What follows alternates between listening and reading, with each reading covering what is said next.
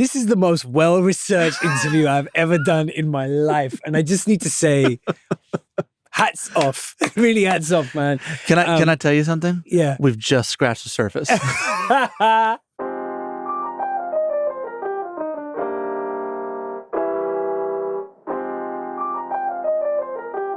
This is Talk Easy. I'm Sam Fragoso. Welcome to the show.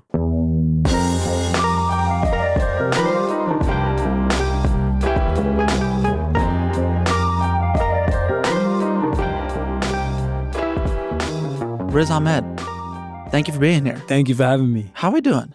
I'm doing good, man. I was just saying, I feel like I'm coming to the end of a long period of putting this project out into the world after an even longer period of making it and building it. So it kind of feels like kind of bittersweet almost, you know?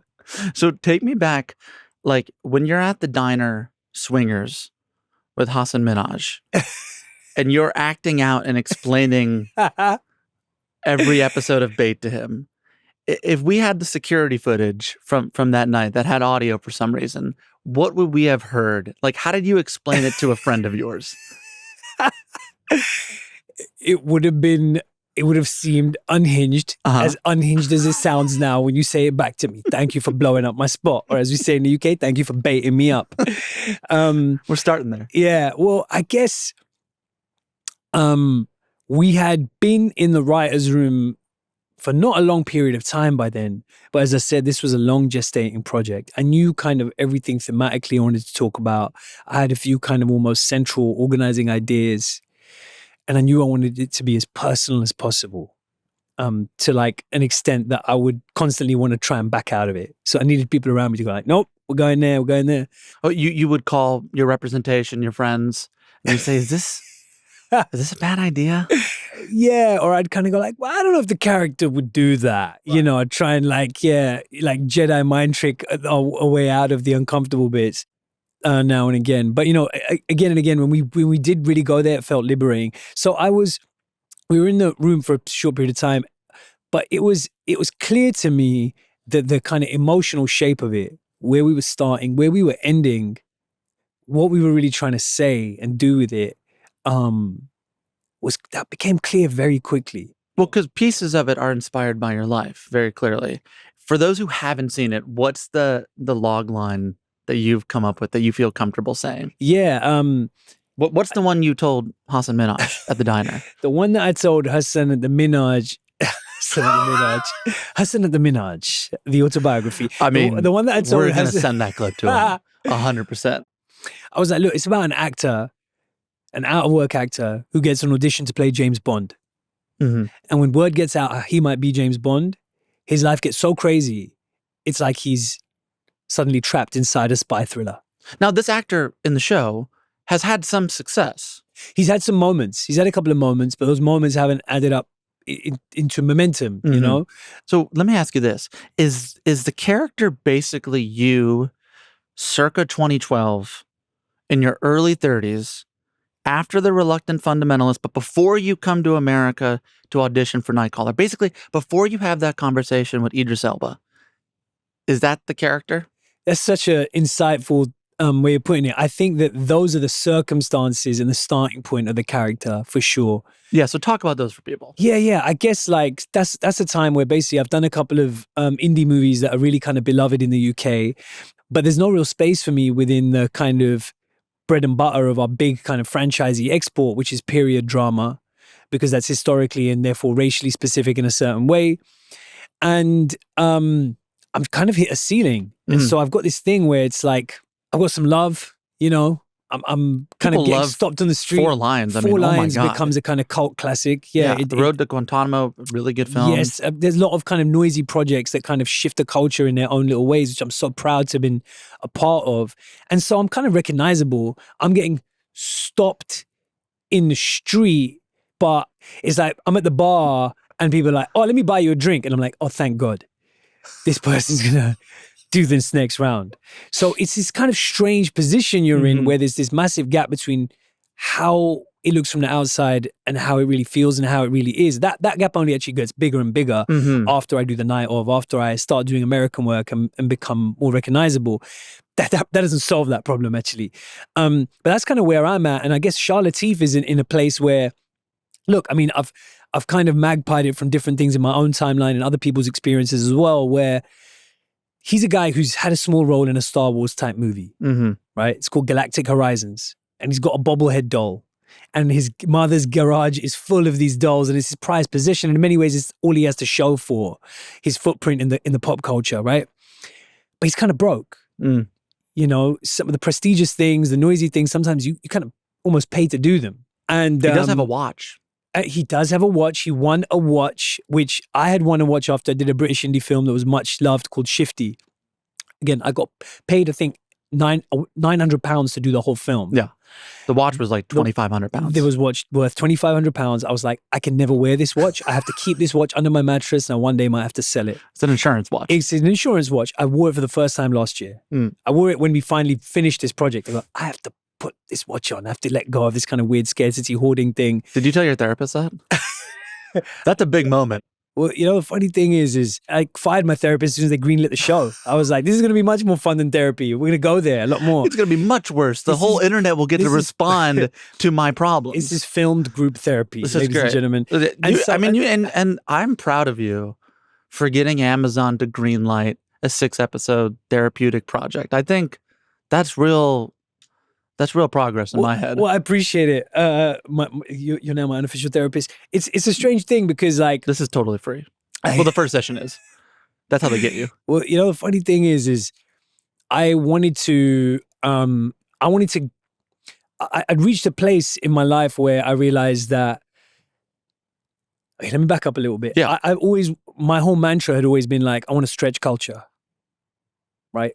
Either because I have some pretentious idea or a misguided idea about the power of story that I'm passionate about, or because I felt I had to justify it in my own kind of mind. Like, what am I doing? You know, I had a shot of like making easier money. I got an education from a working class immigrant family. It's like, it has to be for some greater good. Your brother's a doctor? My brother's a doctor. Your sister's a lawyer? My sister's a lawyer, yeah. And I'm like, nah, you know what?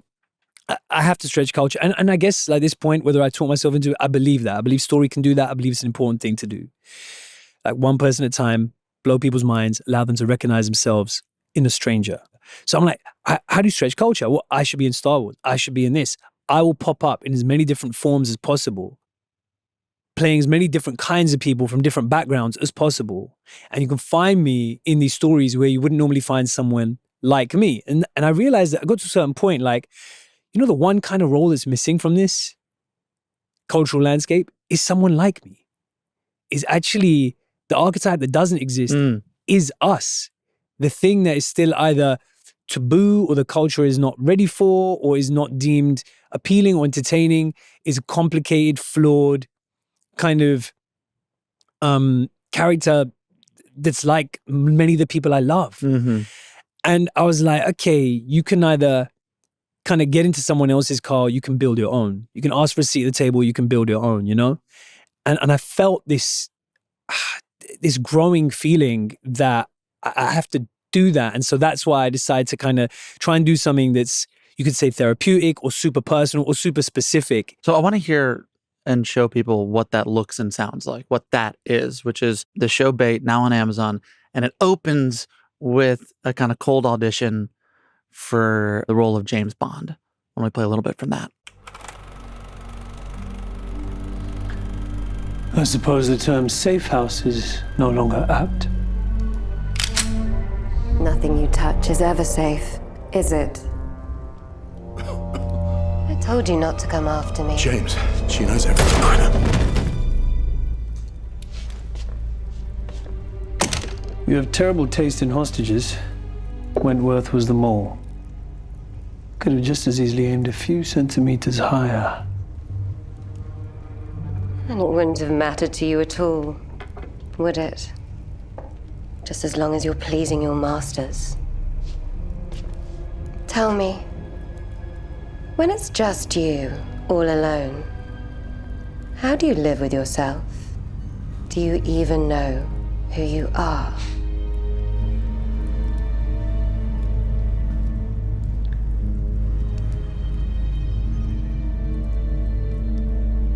Line?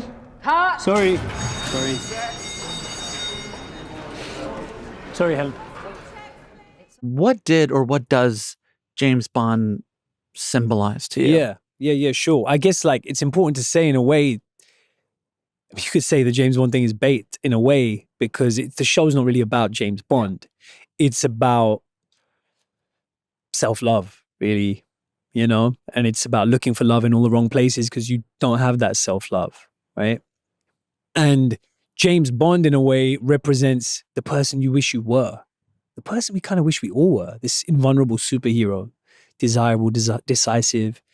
For this actor, he's a symbol of acceptance, British acceptance, and also alpha masculinity and cinematic achievement. This is the guy Charlotte, the character I play, wants to be. This is who he wishes he was. Did you want that? At some point, yeah, definitely. I honestly think like on some like really subconscious level, we all want that. We want to be superheroes, James Bond is probably the best known in this moment in our culture, like British superhero, quintessential British superhero. And he does represent all those things. What's that thing? It's like women want to be with him, men want to be him, right? So it's meant to be this kind of idealized thing that he is chasing. It's everything he feels he's not, everything he feels he is deficient in.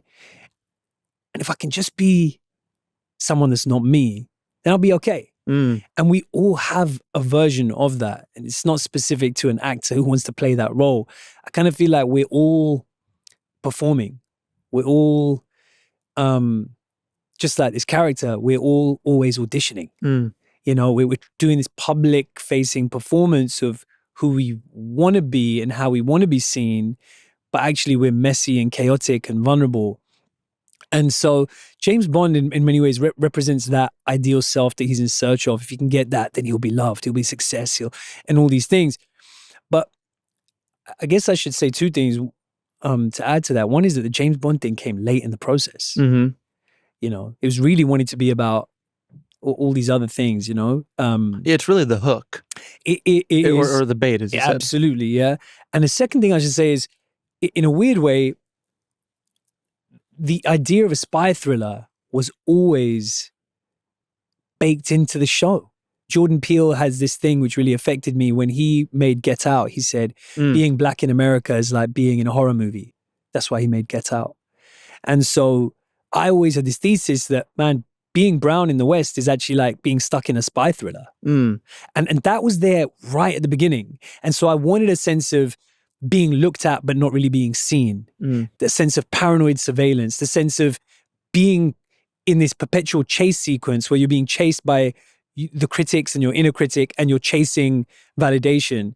That there's this metaphor of the spy thriller, of double identity, of torn allegiances, of double cross and not being able to trust the world around you. It actually feels very true to the lived experience of people like me and my community and the characters in the show. It's about all the things that basically have made up your life to this point. I mean, one of the reasons I want to talk to you is because bait in your career up until this point is such a important pivotal piece, I think, to understand like who you are and where you came from. Because you filmed the series, parts of it, in the neighborhood you grew up in Northwest London. You filmed in the park where you held a hand with a girl for the first time. And got jumped for the first time. On the staircase. So we filmed on that staircase in that park behind my parents' house. You recreated the venue where you had a panic attack before, I think, emceeing something or rapping. Supporting Wu-Tang in concert. Right. Yeah. Insane. Was that what it was? Yeah. Got booed off stage. You were supporting Wu-Tang? Yeah. I don't think I knew that part. Yeah. Like, you go back. This is why we bring up the therapy part. You're like, it's. I need to lie. I need to shade it on. Yeah. You go ahead. Lay back. There's a comfy chair. It's not just that you're exploring that. You're recreating pockets of your life. How does that feel for you? Like having made the show and put so much of yourself and your heart in it. There's this weird thing, I think, sometimes as performers, as actors, we want to be looked at, but we don't really want to be seen. And to feel seen in that way is a new feeling. And in many ways, it's a feeling you've been chasing, but it's also scary. It's exposing. It certainly feels like the culmination of something that's kind of happened for me over the last, I think, 10 years now, where I decided I just have to, if I carry on code switching, if I carry on wearing the mask, it's going to kill me. You know, in a way, I started acting because I was so used to code switching growing up, but that's exhausting. And the thing that's absent from that, the person that's present in the room is who you think they want, but the person who's absent in that is yourself. And so this was kind of taking off the mask in a way for me that feels vulnerable and scary, but super liberating, like nourishing on like a bone marrow level. So growing up in Wembley in the 80s, you're the youngest sibling of a family of working class Pakistani immigrants. As a kid, before you went to school, did you dream in English or Urdu? It's a beautiful question that's making me emotional, man, actually. I didn't speak English until I went to school. I started speaking English at the age of 5. And it's weird to know that I'm less fluent in my mother tongue now of Urdu than I am in English. But something that actually I kind of found again, being on a film set and being able to speak Urdu, which we were doing, filming Bait, it brought these worlds together in a crazy way for me. And before scenes, to get to a place I needed to, I started speaking to myself in Urdu again. And, you know, it kind of tickles something in the deep brain, in the child brain. Yeah, the recesses. Yeah. And that was really activating for me and really, it was suddenly like a part of myself that I would have to leave at home to go to work was right there front and center with me, that child. But yeah, I used to always be upset with my siblings when they'd come home from school and be talking in English. I'd always say, Ghar mein Urdu, which is my parents' refrain saying, Urdu in the house, Urdu in the house. So yeah, English came to me later. In a recent profile for The Guardian, you said, in our adult lives, we're trying to climb back into the same treehouse we grew up in and fix it. And I want to hear like the treehouse of your childhood, your youth. What did that look and feel like? It looked and felt remarkably like the family I'm depicting in Bait. Yeah. You know, where cousins are like siblings, where home is a place of chaos and straight talk and constant interruption. And just outside the house in kind of northwest London and kind of more, I'd say, the British Asian community, that kind of rude boy culture of the like mid-90s with a very particular kind of music and clothes and fashion. And it was its own subculture, really, kind of London street vibes mixed with Pakistan, Indian vibes. And then there was a school that I got a scholarship to, or a government-assisted play school to, that was about an hour and a half away from where I grew up. It's called Merchant Taylor. That's right, yeah. And it was a wonderful school. I had some amazing teachers. It really changed my life. It sounds wealthy. It is. It dates back to like the 1500s, this school. And as I said, I'm so grateful to that school for the opportunities it gave me. It was also not the easiest fit, both class-wise and culture-wise. You know, it was an old British establishment that, let's say, had growing pains, having an influx of kids that look like me and talk like me. And I mean, the juxtaposition was kind of like almost comedic if I put it in a script where the you know, you have different houses. You've got like Hogwarts, you've got Slytherin and whatever, Gryffindor. Our house was called Clive House. And that's named after Clive of India, who was an old boy at the school who was literally the guy who colonized India. He literally planted the flag, went, this is Britain's now, and, you know, worked for the East India Company. How do you even make sense of something like that? By making a TV series on Prime Video. About 30 years later. I know, but let's go back there because we're going to plug Bait to the end of days. You know that. No, I'm playing. I'm just hiding. How you make sense of it is you actually, for a long time, you don't. It feels very angsty and confusing. You're not quite fitting in and rebelling in each place, but also desperate to belong in each place. And actually, it becomes very kind of fertile creatively. That's when I first started writing lyrics and raps, and garage and drum and bass MCing, inspired by artists like Shabba D, who then came and did a bit of recording actually for our show at the top of episode 3. And it kind of becomes that dissonance, I guess, that fault line becomes quite fertile in forcing me to act and code switch, in forcing me to become literate in different kind of social codes and opening my eyes to different worlds and ways of being. And later on, you realize how enriching it was. But it was painful. It did feel lonely at times, and in many ways, it still does. You know, those contradictions are things you learn to kind of and kind of make peace with. But I don't know if you kind of make sense of it. I think making peace with it is a different thing. And maybe make sense is too big of an ask. And I guess in another way, I guess it's like it's par for the course, right? And if most human beings have those layers and those complexities and contradictions. We try and iron them out in our kind of dominant narratives, like I'm a this, I'm a that. But actually, we're all these cacophony of things that are like fighting and jostling for position at any given moment. So in that early period, when you're going to the private school, then you go to Oxford and you're studying all kinds of things, economics, philosophy, and politics. That's right. Is that right? Yeah.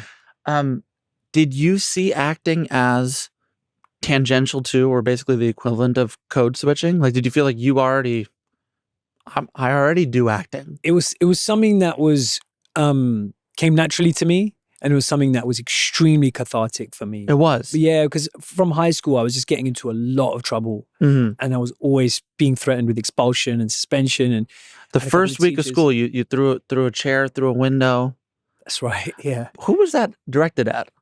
It was directed at a boy who'd insulted a family member of mine. And that's a good reason. I guess, I don't know, it was just a different social setting. I don't know, like certain things you just did not do in the neighborhood I grew up in. And then suddenly I was in this other place where you could say and do kind of anything. You know what I mean? Like I guess it was just confusing to me. I was like, oh, that's a red line. And it was like, oh, no, it's not. Like, this is a different kind of place where you can say something bad about someone's family member? Yeah, I guess so. I guess I just feel like, I don't know, there isn't that sense of like, you die for the honor of your clan kind of energy at Merchant Taylor's school. But there was where I grew up. Yeah. It was more like that. It was more the old country's kind of ethos was there, and it was infused with the machismo of like the street and that working class thing. So it was different. But so acting became a way for me to really put a lot of my angst and complicated feelings and desire to be seen and be looked at, or whatever combination of those, balance of those, put that somewhere productive. And a teacher really spotted it and said, you keep doing that in the classroom, you're going to be in detention every Saturday again. And you come and do it on stage, you're going to get a round of applause for it. So it became this outlet for me, but I never thought of it as a career. I never thought it was a viable path in that sense. Yeah. Well, I guess I've skipped a step, but like, were the first films that you were actually in, were they the ones that you created in your mind? and growing up, like after you had watched something, like you'd be running around the house and you'd be reenacting these, right? Is that? That's absolutely true. This is the most well-researched interview I've ever done in my life. And I just need to say, hats off. Really hats off, man. Can I tell you something? Yeah. We've just scratched the surface. Oh, man. So like films and TV were a huge thing for me growing up. Not in like, I'm going to do that kind of way, but in two really important ways. One, my uncles were supposed to be babysitting us. They just used to put on Nightmare on Elm Street and like RoboCop 2 and super violent stuff we should not have been watching. And so that was like childcare when my mom wasn't around. And when she was, my dad often was not around at all because he was working abroad. And he worked on boats. And so he was at sea, and he was in port cities like Singapore and other places in Bombay and Karachi. And he would send back VHS cassettes from Pakistan, and relatives would send it. I remember my siblings being at school, my dad's not there, and it's just me and my mum's lap in that armchair watching Pakistani sketch shows and comedy series. And it just made my mum happy. You know, it was a tough time for her. Her sister was very unwell. She was one of the main carers for her. She lost her mum very recently at a very young age. Her husband was away. I just remember that made my mom laugh, man. That was like when I remember some of the happiest times with my mom. She's watching that.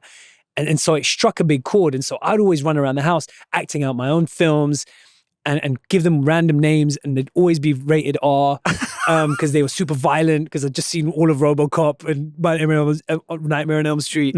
And wait, so you were a young, you were like 6, 5, 6, so you're a young kid making films that you yourself wouldn't be able to see. Exactly.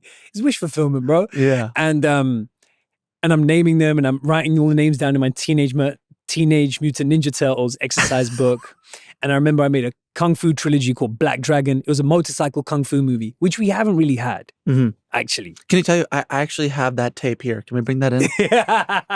Well, I didn't film them. Here's the thing. I didn't have access to the technology. I would just act them out around the house over like an hour and a whatever, real-time movies. And so this was actually about making your mom feel all right. Maybe, yeah. As you know, I've read and heard every interview you've done at this point. I never heard you say that before. I think I realized that in real time, man. I think, yeah. She smiled at that. She would laugh. She would be cackling and she'd be happy. And, you know, it was a lonelier, difficult time for her with me as a kid, I remember. So let's talk about how those experiences, both at home and at Oxford and beyond, shape the kind of performer you would become in your career. That's going to come up next with Riz Ahmed. The summer is almost here, and with that, I found myself doing some math, trying to plan out a trip, even just a weekend away, and asking myself the same question over and over: can I actually enjoy this without stressing about finances? I'd rather use that energy, anxious energy admittedly, planning for a vacation, not feeling concerned about whether it's in my budget or not. Monarch is the personal finance app that tracks everything: accounts, investments, savings, goals, and spending. Get your first year of Monarch for half off, just $50 with promo code TALKEASY. What I like most is that Monarch helps me see the full picture of my spending instead of just reacting to it. Seeing all my lifestyle expenses laid out clearly has made it a lot easier to adjust certain things before they become a bigger issue. I especially like the fact that Monarch sends weekly recaps so that I'm aware of any spikes or changes or upcoming expenses. It really does feel like having a financial advisor sitting in your pocket. It also makes managing money feel less reactive and a lot more intentional. So use code TALKEASY at monarch.com to get your first year half off at just $50. That's 50% off your first year at monarch.com with code TALKEASY. Starting something new can be daunting, especially if it's a business or project you've wanted to create for some time. I remember creating Talk Easy back in April of 2016. It's been a decade now. And the vision for the show then was, a lot like what it is today. The shape of these conversations, the handmade nature of the portraits, the intimacy of them was something that I had in mind when I created the show. But executing all of that, especially on our website, it was a process. That's why having the right partner matters. For millions of businesses, that partner is Shopify. Shopify is the commerce platform behind millions of businesses all around the world and 10% of e-commerce in the US, from household names like Aloe and Heinz to brands just getting started. They give you everything you need to build your business in one place, from hundreds of ready-to-use templates that help create a beautiful and online store, to built-in tools that can help draft product descriptions and headlines. And when it comes to actually reaching people, Shopify can help you out there as well. They offer easy-to-run email and social media campaigns so you can connect with customers wherever they are. And if you get stuck, Shopify has award-winning 24/7 customer support. From inventory to payments to analytics, everything lives in one place, making the day-to-day a whole lot easier. It's time to turn those what-ifs into with Shopify today. Sign up for your $1 per month trial today at shopify.com/talkeasy. Go to shopify.com/talkeasy. That's shopify.com/talkeasy. Coming back, you used to compare the improbability of your path to acting to, quote, the discovery of penicillin. Did I? It's probably not as important. But No, I actually kind of put it right ahead of penicillin. in terms of its global impact. Well, you'd say. 100%. I mean, the improbability of it, Yeah. jokes aside, walk me through why and how you kind of feel that way, or why you saw, like, it was so unlikely that this was going to happen They just for weren't me. people like me on screen. Really. There might be now and again as a shopkeeper, cab driver, or a terrorist, but not the kind of thing I wanted to do. Not with. Yeah, so it was just like, why would you think that that would be viable? I didn't. I wasn't going to apply to drama school. It was a friend of mine who was actually one of the few Black British people in my entire year at Oxford, was the one who reached out to me and said, I've seen you enough plays. Everyone's applying for jobs. You better be applying for drama school. She was the only person who said it. And I was like, all right, I'll apply to one drama school.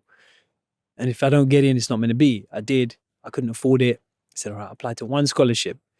Same thing. I got it. Still couldn't afford it.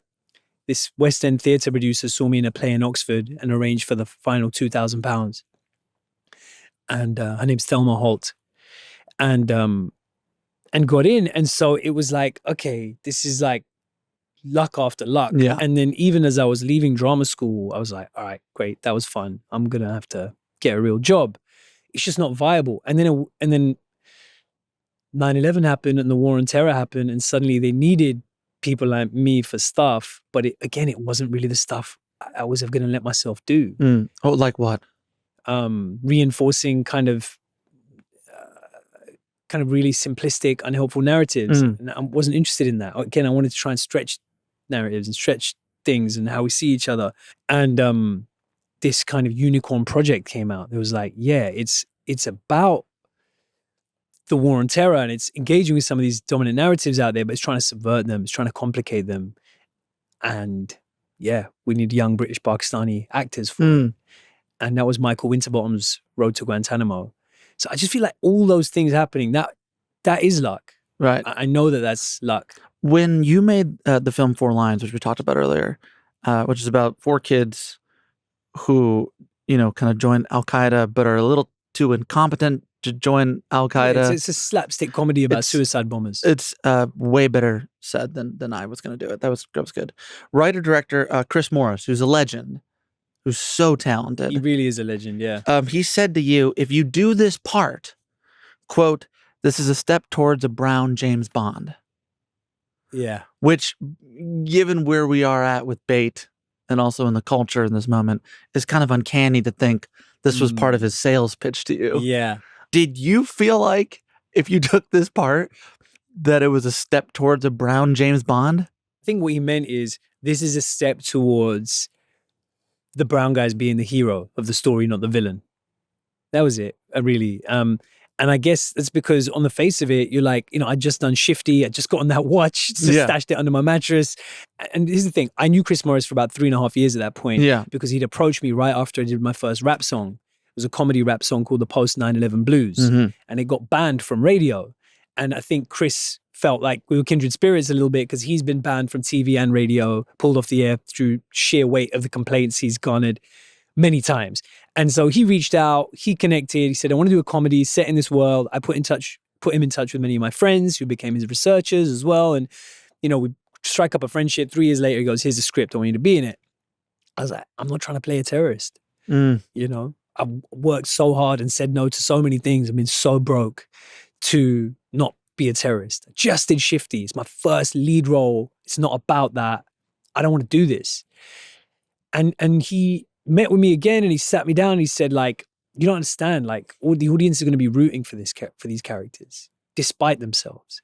Like, they're actually not terrorists. They think they're terrorists. They want to be terrorists. They're lost men who have their friendship and like a pipe dream. And that pipe dream happens to be the only pathway they have to kind of like, be memorable right now. Which is to become suicide bombers. And it's a comedy about that. So yeah, what he meant was this is a step towards centering characters that look like you rather than villainizing and simplifying them. You've talked a lot about, and I think it speaks to where you're at now and also where you were in this period, the 3 stages of stereotypes. And you've laid it out in a speech, and you've talked about this a lot, so I don't need to belabor that. But, earlier I referenced Bait, that character, being a kind of version of you from like 2012.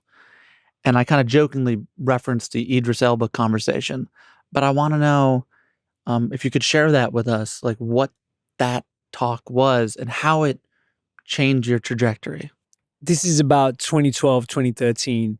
What's happened is, as I said, I've hit a glass ceiling in the UK. I've actually shot the pilot of The Night Of, but it didn't get picked up. And that's kind of like amounted to nothing. And, I'm just kind of like jobless and kind of like bouncing around. And we were on a night out, me and him and a couple of mutual friends. And, he just basically said to me, like, you should think about going to America. I was like, what are they going to do with me there, man? Like, what are you going to do with a guy like me there? They don't even know what I am. I think in particular, like South Asian kind of representation, or it's just not even like a very familiar flavor or presence culturally in the US in the way that at least it was in the UK. And I was like, I don't know, man. And he said, categorize yourself not, my friend. Was that his accent? He said it I can't do an Idris. I would do an Idris. Categorize yourself not, my friend. Was that good? Look, don't ask me. Now your turn. Not a chance. You can't criticize my impression and not do one yourself. You want me to do Idris Elba? Yeah. So you want the show to get canceled? That's what you're trying to do. Let's do it. You were like, in the first act, you're like, I love this show. It's singular. Now I'm taking you down. Now you're taking me down. Way too personal. Right. So he said that to me, and then it's not long after that, I was like, screw it. Let me roll the dice, see if anyone, if I can meet with some American filmmakers or agents.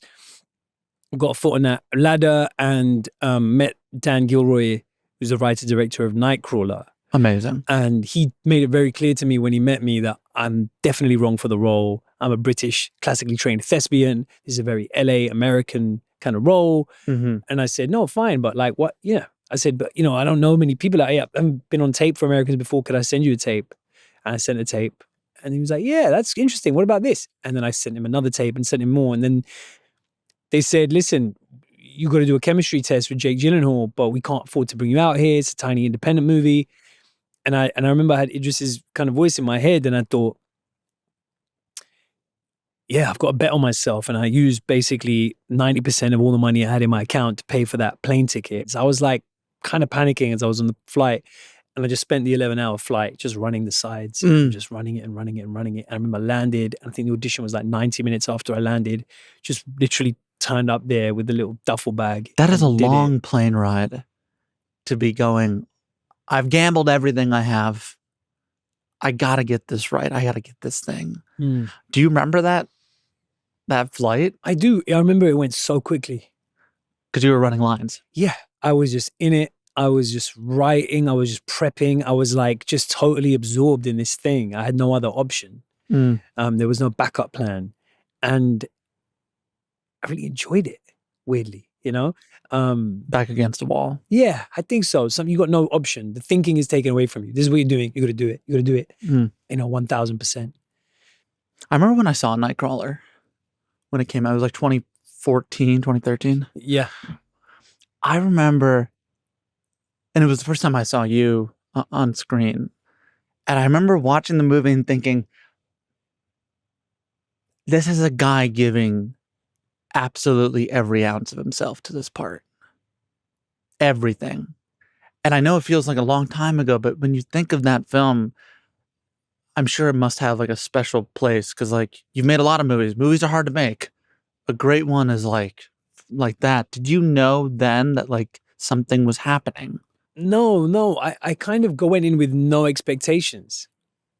No one knew who I was. Even I remember after the movie, someone asked me if I'd seen Nightcrawler, and then there's a great Mexican kid in it. Even though like it didn't, I went in with no expectations. It didn't like change anything for me overnight or anything like that. I felt like this is a cool experience, and I took it as like just encouragement. I was like, hey, like I'm in this movie with a major movie star like Jake, and I got these great scenes with him, and there's this awesome director and this great team around it. And so I went in with that kind of beginner's mind kind of thing. I was just buzzing off of that. It just felt like when you lose yourself in something and it feels like play. That's often when the best work happens. And you're kind of not really thinking. I wasn't thinking during Four Lions or Nightcrawler, like, how is it going to be? Is it going to work? Is it not? That becomes harder later on, right? When more people are seeing your work, you can't dance like no one's watching because people might be watching actually. But in that period, it was just like, felt so free and playful. And Jake was such a fun scene partner. He'd do so much. He was playing a weird character, and he'd do like super weird stuff that would coax like unexpected things out of me. So the whole thing felt very playful. It was like all night shoots for like 6 weeks, which was like we all lost our minds, but in a way that was helpful, probably. So let's talk about, before we get to the end of Act 2, I want to do a new segment. It's called the Fact Check, and I want to talk about all the things that you were kind of doing before people started watching you dance, so to speak. All right, let's do it. One of your earliest performances on stage was back at secondary school at Merchant Taylor at a 1997 competition opposite a young then actor, Mehdi Hasan. True. And how was he as an actor? I mean, Mehdi Hasan went to the same school as me. He's obviously a well-known journalist, and he has his news organization he's set up now, Zeteo, right? And he was like 3 years older than me, but also his mom was my family doctor, like down the street. And so we had this kind of family connection or something. We weren't close really, particularly at school. 3 years older, it's like, you're in different universes. But he was fantastic, man. He didn't win though. You beat him? Yeah, we beat him. Yeah. Did you? Yeah, I mean, he still brings it up. I did an interview with him the other day. Wow. He brought it up. He's traumatized. A little bit. Early in your career, you described yourself as, quote, going too far in an audition for Slumdog Millionaire. Speaking of bait, there's a scene where a woman confuses you with Dev Patel, which I think if you're going to be confused with someone, he's a pretty handsome guy. High praise. Yeah, I like Dev. Nice guy. Lovely guy. Talented guy. Talented. He's pretty tall. Very tall. Not commenting on your... Yeah, well, that was something that we wanted to shout out for a couple of reasons. First of all, because it happens to me. Yeah. People do mix me up. To be fair, you do look nothing like him. There's really not much of any... It's weird, right? Why would that be? I wonder. And let's probably interrogate that. Why do you... So by the way, that's how Mehdi debates. That's how Mehdi debates right there. So why do you think, Sam, that he's getting confused? Well, it doesn't happen so much anymore, but it certainly used to, and it happened, actually in a taxi recently about a month ago in London. So winning an Oscar and an Emmy, did that help you get differentiated? Yeah. Not really, but I'm really not complaining. I'll take the praise. He's done some absolute banger movies, and I'm a big fan of his. So what does going too far for Riz Ahmed look like in an audition? Well, Danny Boyle is the nicest man in the world, and I auditioned, and he wanted me to audition for the brother role, who's kind of like this semi-criminal, kind of like bit of a ruffian. And I did it, and I was a bit uptight, and he said, "You can just totally go for it." He said, "You can put your hands on me, anything that will help you." I'd kind of ripped his shirt open. Wow. And his buttons like popped off, and his shirt was open, bleeding off of his chest. And he went, "Okay, Riz, thank you very much. Thanks for coming in. Appreciate it." I'm a huge fan of his, and still hope we get to work together someday. But I remember leaving that audition going, it's done.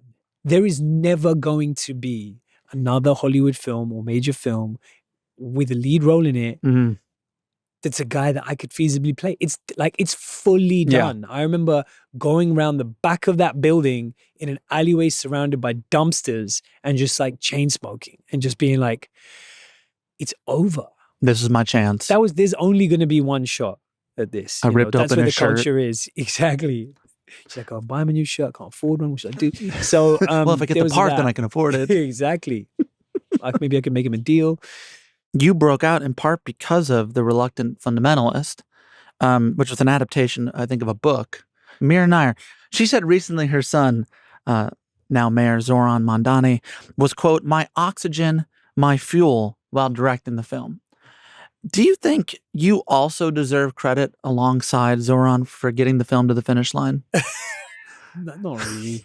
Not much. I was in it, but yeah, I know Mira Nair is an unstoppable locomotive force, though, man. I mean, the things she was doing, like back then as well, a woman of color trying to create a movie about the American blind spot of imperialism and how it engages with the third world, and adapting this crazy, beautiful novel, and shooting in India and New York, and all of this stuff, which was really, really ambitious. It would still be now, and she was doing it then, doing it before anyone.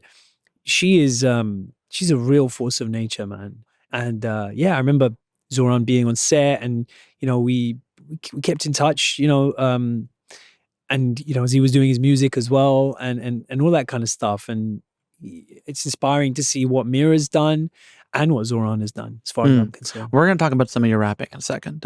I promise that's going to get some play here. Oh, it's all good. I think about this performance, and we've kind of alluded to it in the night of, which I can't believe was a pilot that didn't get picked up. It's almost unfathomable. 2 years after you won the Emmy for the night of, would that performance still wake you up in the middle of the night?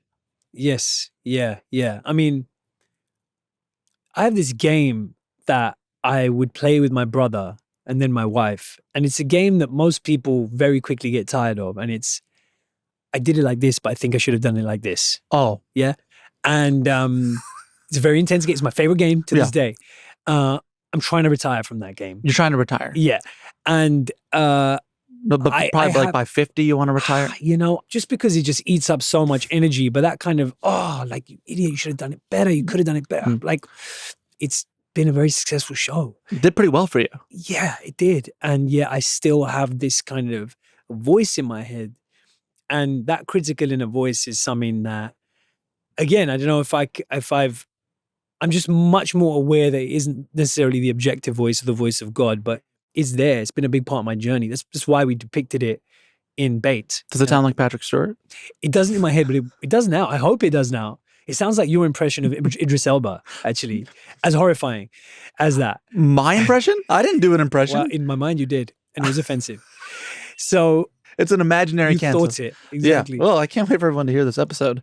In 2016, did it take being Bodhi Rook in Star Wars Rogue One for you to stop being harassed at the airport? Yes. I think it did. It was a very specific thing. And so what happened is, for years, really ever since I did Road to Guantanamo in 2005, for the next 10 years, I would get stopped at American airports and detained for about 3 hours, and it'd be quite intense experience every time. And Road to Guantanamo, I went to Pakistan, Afghanistan, and Iran within like 6 months of each other. And maybe that's what put me in the thing on their list. We went to shoot this movie. But 10 years in, this is happening.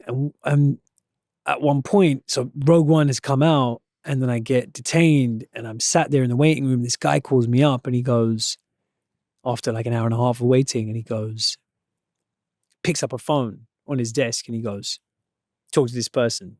I was like, okay, what? I have to speak to their superior or whatever. And I hold the phone to my ear, and this woman on the phone says, "Hi, I just want you to know, at home, we have a Star Wars pizza cutter, and it sounds like a lightsaber when you cut the pizza with it." And I was like, "Oh, okay, great, thank you." I give the phone back to the border officer. He puts it down. He's still dead-eyeing me, and he goes, "It's my wife." And I go, "Oh, how wonderful." And then he goes, "She's over there," and points, and like 6 desks down at another kiosk is his wife, who waves at me.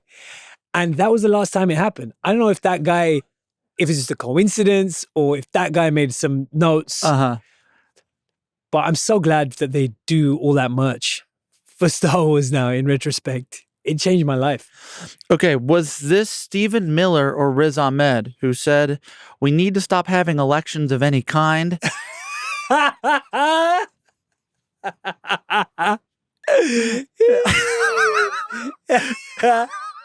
That's a great one.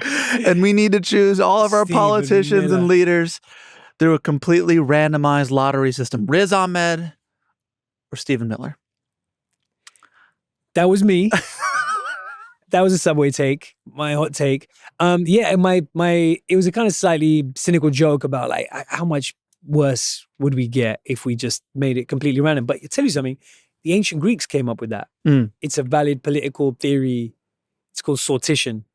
And yeah, it's like jury duty, not the show. Well, it would probably be as hilarious as the show. Good show. But it's, yeah, I think we give it a spin. You think that's where we're at? I think it couldn't get much worse. My last two things, one serious and one is not. You're in an upcoming film this fall with Tom Cruise, directed by Inarritu. It's very exciting. Are you the reason Tom Cruise has returned to films where he doesn't have to scale a building in Dubai? I hope so. Are you the reason Tom Cruise has returned to films where he plays someone his own age? Can I tell you? Tom Cruise is, even if he's not scaling a building in Dubai, he approaches his work with the same level of focus. In the mind, he's scaling. Yeah, like it's really, it's actually unique, the level of like intense focus, how much he cares, the positivity actually. You know, as a Brit, we generally don't like positivity. In this moment?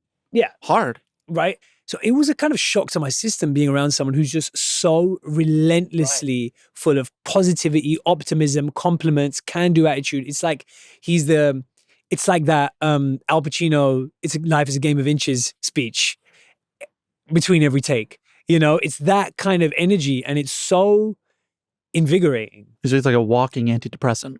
He kind of is. Yeah. Before we go to break, we've been talking about like this era of you kind of making it and finding your way. Can you tell the story of you after TIFF, I think it is, going back to your childhood home and sitting on the edge of the bed, looking around your bedroom thinking, holy shit, like I was a kid here who thought I could maybe make films that weren't just ones I created in my mind. It was after I did Nightcrawler and it was really well received and people were being really positive about it. And I came back to the UK and to visit my parents and went up into that childhood bedroom and sat there and just kind of had a little moment, you know, allowed myself a rare moment of like, you did something, you took a couple of steps in the right direction. Reflective. Yeah. And my dad walks in with a kind of gentle smile on his face. And I think he's thinking the same thing. I might get emotional. That's beautiful. And he walks in, sits down next to me. Silence. Yeah. A moment of unspoken kind closeness. Of connection that's happening there. Yep. Yeah. And he turns to me and says, now that you've done a proper film, which by the way, I was already like, I mean, I did, okay, but I know what you mean. Do you agree it's time for you to become a banker? I was like, what? That's not what I was thinking at all. Why were you smiling when you came in? I was like, because, you know, you got it out your system. It's like, that's not how this works, Dad. And you know, in a way, he was just kind of like communicating his own experience. He was a freelancer for many years. It was really challenging for him and he didn't want that instability for me. You know, he never brought that up again. He was very supportive. But you know what? I have to tell you, I'm glad in a way that my dad has never really cared about that. Yeah. You know, that he's always been focused on what really matters. Like, you're a good person, basically, you know? You take care of yourself and the people you love. And so whilst that was kind of frustrating to me, that attitude, that blindness, that like, hey, come on, where's the pat on the back? I'm so grateful for it now. So on the other side of him kind of not patting your back, why don't we talk about all the work you made and where you are today? That's coming up next with Riz Ahmed. Around this time every year, I head back home to visit family in Chicago, and then I make the trip to New York to tape some episodes for Talk Easy in the city. This summer is no exception to that tradition, leaving my space entirely vacant, my plants unattended, and we all know that the cost of travel adds up very, very quickly. Flights, hotels, dinners, the little things you don't think about until suddenly you're paying for all of them all at once. That's why I've been thinking about listing my space on Airbnb while I'm out of town. It's a simple way to earn some extra money while helping someone else enjoy their time in Los Angeles. What I like about it is that it's practical. The math of it all makes sense because hosting can help offset the cost of a trip you're already planning to take. It's one of those ideas that feels so obvious, you start to wonder why you didn't do it before, especially in the summer when so many people are traveling and on the move, hoping to just have a decent, quiet place to return to after a long day in a new city. If you ever thought about hosting, now might be a good time to start. Your home might be worth more than you think. Find out how much at airbnb.com/host. I've been doing a lot of personal organizing recently, and it sort of illuminated how scattered my admin process had become.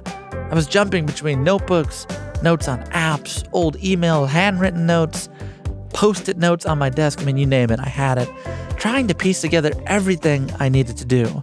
Especially in the lead up to an episode of Talk Easy, there's just so much information I'm trying to consolidate and condense, and most importantly, just keep in my mind. And that's why I've started using Yahoo Mail Planner. It brings your tasks and events together in one place, so everything stays organized and you don't miss what actually matters to you. What I found most helpful is just being able to see everything I have coming up in one view. Deadlines, recording times, follow-ups, Zooms, etc., without digging through emails or switching in between apps. Planner also pulls details directly from your inbox and turns them into something actionable. So instead of piecing my day together with a bunch of disparate info, it's already laid out clearly for you. There's nothing extra to manage. It's built right into Yahoo Mail, even if you have Gmail connected, so everything stays in one place. It's a small shift, but it's made my days feel a lot more focused and manageable, frankly, a lot less scattered. If that sounds like something you need in your life, give it a try, stress less with Yahoo Mail Planner. Coming back, I want to bring us to debate a little bit. Yeah. Before we go. The inner critic, the dialogue that you're having, really like with your family, like you're just talking about now. There's a great sequence in the show where 3 or 4 different groups are kind of coming after you. And they're coming after you for all different reasons. They're mad at you for all different reasons. And that moment, it reminded me of a verse in a song from the Swet Shop Boys. That's a beautiful connection you've drawn, man. From 2016. Mm. And I want to play some of that song as we start Act 3 here. Dearest, thank you for the films you do and the songs that you write. You're ripping us true. Our young ones need someone like you to look up to, so thank you. Fuck you terrorist packy little piece of shit. Trying to preach for your team and your tweets are prick. It's propaganda posing as feature flicks, and your rhymes sound gay and your beats are shit. So now wagwan bruv, you is 6'6" back when you did rap battles and spit that 9/11 tune that they tried to ban. Cause of you I went uni, you the man. Assalamu alaikum, you're going to hell for the sex and swearing you sold yourself. I used to think Riz was swell, but you lost your path. Obey your Quran and seek help. Well, I mean, in that verse, there's like the good and the bad. There's Yeah. the people saying, shout out, well done, great, and like, F you, either because they're racist or from your own community or whatever. And I guess like I started to learn quite, how do I say this? When I came into this business, there weren't a lot of people like me in it. Bottom line, right? Yeah. And there had been, and there have been for a long time. I'm standing on the shoulders of people who've gone before. But because of that scarcity of opportunity, people aren't as represented as they want to be, right? In our stories, particularly people from my community. And so I felt all this burden on my shoulders, and it's really a privilege as well to like represent people. And very quickly was disabused of that notion that you could represent people successfully, that you could ever, one person could ever, there's actually a patronizing idea at the heart of that. And now I guess what I realize is like, actually the kind of representation I'm interested in is how authentically and freely can I represent myself? What's going on with me emotionally? How can I channel that feeling of freedom and catharsis and let people pick up on that frequency rather than people feeling as though they're being accurately sketched? So when did that change for you? I think I just started realizing that like, it's not possible. Right. And that it leads you to spiral. And it was affecting my mental health. And I think that it's a different kind of people pleasing. It's a different kind of code switching. You know, it's a different kind of validation seeking, actually. You know, you can, it's very easy to critique the desire to be rubber stamped by the establishment. Oh, we say that's craven and that's like, you know, bootlicking and an artist should be a kind of anarchist or whatever. But actually, it takes you a little bit longer to realize that seeking the validation of your own community or constituency is just as much of a straitjacket. There's a different power differential there. You know, it's coming from a different place, but actually like that's not the thing. here. You know, the thing is trying to share your privacy and your insanity and your vulnerability, healing yourself and others in the process, and people connecting with the honesty of your emotion rather than the accuracy of your representation, you know? One of the questions of bait, and I think it's at the heart of the show, is when you step into the room, do you change the room or does it change you? And I was thinking, we've been going through your career, and I thought, where does that land with you? Like, did stepping into all these rooms, whether it's Star Wars or Venom or whatever it may be, I mean, speaking at museums, going to Oxford to talk, I mean, do you feel changed by stepping into? I definitely feel changed a little bit. And how do you reckon with that? I think some of that change is for the better. I think some of that, the change that is most troubling to me isn't that I don't feel like I've lost touch with my values really. You know, I'm lucky to I feel quite rooted in my day ones, and the values I feel haven't changed. The thing is that the change that I like the least is, you know, we're talking about dancing like no one's watching. That's really hard. Yeah. Now it's really hard to dance like no one's watching. Even if you tell yourself, no, I'm not here to represent people, and you know the meaning that people put on it one way or another, and the stakes around that, you know, they're hard to ignore sometimes, you know, particularly when you're depicting characters or a world or a family at a time when other depictions can be so messed up. You know, people have hopes, people put this on it, and so dancing like no one's watching, that's harder to do once I'm in the room, you know, there's an audience, you got a platform. But I also feel like me and others have changed the room a bit. And yet I'm kind of not interested in that as much. Now I'm like, I want to build my own room. You know, that's what I'm trying to do with Hamlet. That's what I'm trying to do with Bait. I'm not saying I don't ever want to work with other people again. Like, it was such an amazing experience working with Inarritu and Tom Cruise and that amazing ensemble, or on Relay. You know, I want hopefully may I continue to do that, God willing. But that sense of like desperation to kick the door down and get in the room and let the rest of us in, it's like, part of me feels like it's like giving a dinosaur a blood transfusion. You know what I mean? Like, this is a thing, these establishments, these institutions, they're not, you can't save them. They are what they are. They're built for a purpose. Now, if you have a different purpose, build your own thing. And I hope that doesn't sound too high-minded or anything, but it's, at least in my heart, how I've managed to get to a place where I will lean in with a radical kind of honesty and specificity to the stories I wish existed, rather than the stories I think others might want. Because I mean, representation in film is like something that always, in every interview that you have ever done, which you know I have taken in, it's amazing and troubling how often it comes up. I'm really glad you said that. It kind of irks me a little bit, because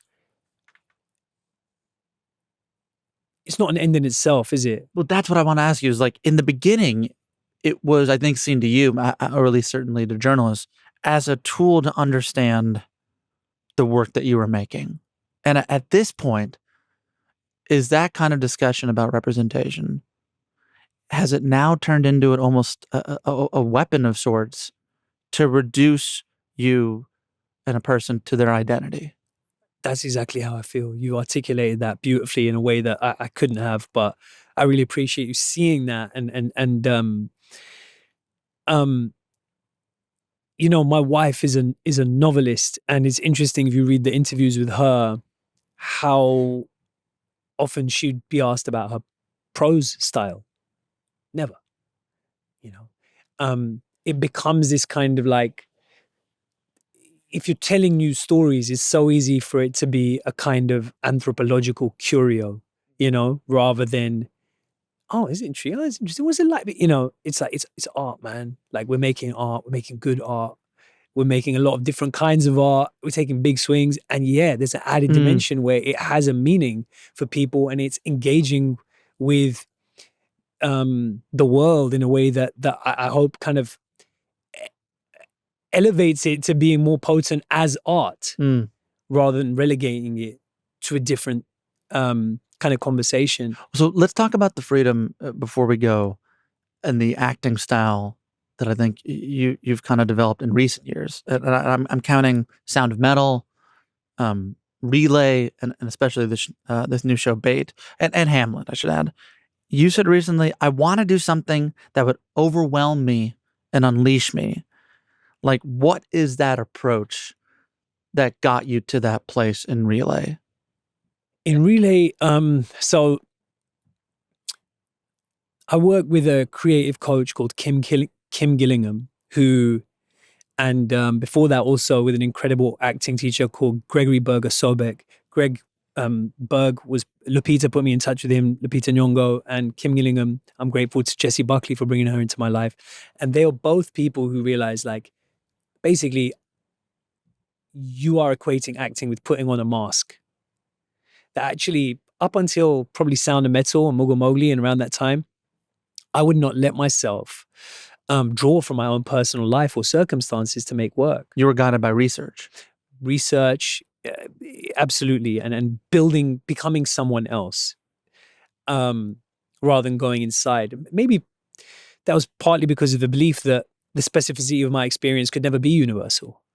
Maybe, I don't know. Do you believe that? I think I did for a long time. Yeah. You did? Yeah, just because of what you see reflected in the culture, and with the space and weight that different experiences are given. Probably, yeah. And so I've gone on this journey, right? Like since Sound of Metal onwards, really, and it's kind of tied up with, like, I had a kind of health crisis around the time I made Rogue One, and just soul searching about it's just some soul searching about what is this thing that we're really doing, and trying to create from a more personal place. So I get to Relay, and it's really about trying to say yes to the real life circumstances of a process. Mm-hmm. And the real life circumstances of Relay were crazy. We had a 6-week-old baby, and we had just been robbed of all of our worldly possessions. Mm-hmm. We were moving from the West Coast of America to New York, and the moving van got robbed, and it was probably an inside job, and it was a bit of a tip off. Apparently it's like there's this whole racket, right, with moving vans and stuff, and there's been a spike in them. My wife literally turns, private detective, uncovers, zooms in on a photo of the truck that is found on the border with Mexico, and finds a receipt, matches a barcode to a storage unit, is trying to track down our possessions. And I realized she's playing the role that I'm playing in the movie. She's playing the role of this kind of unofficial fixer, private detective, whose job it is to move their prized possessions from point A to point B. Exactly. Yeah, that's your part in the film Relay. That's literally my part in the film. And at home, your wife is and at home, like, playing it out. We're living that. Yeah. And so when we're on set, it's a film where I don't talk a lot, but I listen a lot. Yeah. I'm supposed to be listening to Lily James saying certain things, right, on a answer phone. And Lily James isn't working that day because she's working other days or whatever. And the assistant director's supposed to be reading out her lines. I say, just read out the list of things that were stolen. Just read out the baby clothes, read out the inventory, just read that out for me. And let me just listen to that. And let me have an honest experience to me rather than an accurate experience to this script. And so I use that film and that story as a kind of ritual to let go of everything that we had let go of realizing, coming to terms with my own inadequacy as I felt at the time, as a father, as a protector, as a provider, of losing it all. Just as the character had to. And more often than not, I've realized, like, if you really say yes to the circumstances of a shoot or of your life or what you're going through, you'll find a resonance with the story you're supposed to be telling, that there is a kind of mystical nature to story in that way, that if the more honest you are, the more truthful you are to what you're feeling, the more suddenly this story that has nothing to do with you seems to fit like a glove. To bring us full circle, like back around to Bait. Do you have like your mother come to set and like remind you of things in childhood? Do you read journal entries the night before? Like thinking about all that leads to that scene at the end where you audition for James Bond once more. What do you do, or what did you bring to get to that place, to get to that spot you did in Relay? Ultimately, it's a story about trying to work out who you are. And our director, Bassam Tariq, says something that was very clarifying for me, which is we spend a lot of time in this individualistic society trying to work out who we are. A clearer and maybe more worthwhile answer to that question is, who do you love and who loves you? And it was about that in that moment, at the end where he's stood up there auditioning and he's supposed to say, my name is Bond, James Bond. And what flashes before his eyes are images of his family, images of love and acceptance despite his flaws, despite the fact he is not James Bond and he never will be invulnerable. He's messy and chaotic. And he says his own name, and he says his own full name for the first time. Tell me, how do you live with yourself? Do you even know who you are anymore?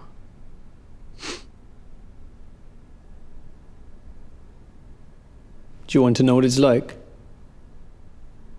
Doing the dirty work, fighting everybody, and being a nobody. The blood on my hands is mine. Because I kill a part of myself every day. I don't.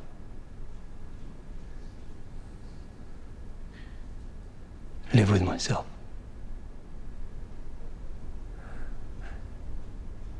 Live with whoever you need me to be.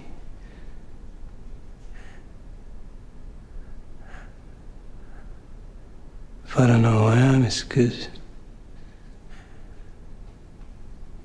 you don't want to know. And cut!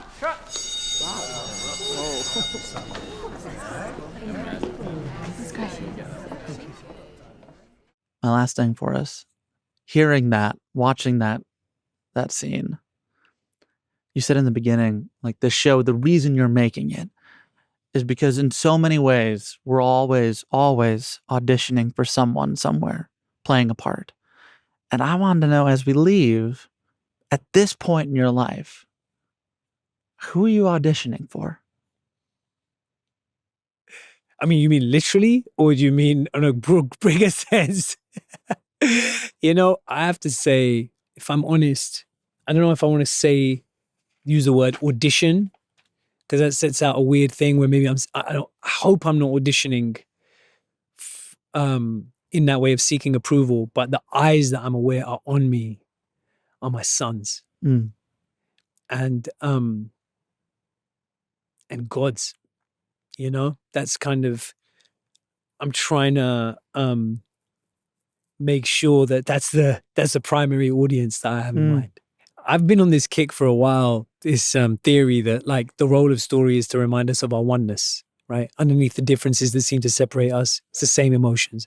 It's how you can watch a show like The Crown and suddenly feel like you're the Queen of England, right? And I never feel that way. I always feel like I'm the Queen of England. But, you just this body swap technology, and it's like, oh, we're the same underneath. Yeah. That's the big difference between us. That's actually the only difference between us. And we're one otherwise. Yeah, exactly. We are. And it's made me more certain than ever that what we're trying to do as storytellers is something spiritual. And it's a privilege to be able to do it in any way. Because I always felt, and I was made to feel, that pursuing this kind of career in this kind of industry would just take me away from spirituality and where I've come from. And in a way, it's actually brought me back to it with a greater sense of connection. I know you said earlier that whole dancing like no one's watching. In interviews, that can be very hard to give yourself, to be yourself. But I thank you for showing up fully today, because I feel like we got to the heart of it in a good way. Well, this is the best therapy session I've ever had. Thank you, man. This was beautiful. I really, really appreciate you and your thoughtfulness, and really beautiful. Of course. Congratulations on the show, and I'll see you next time. Yeah, man.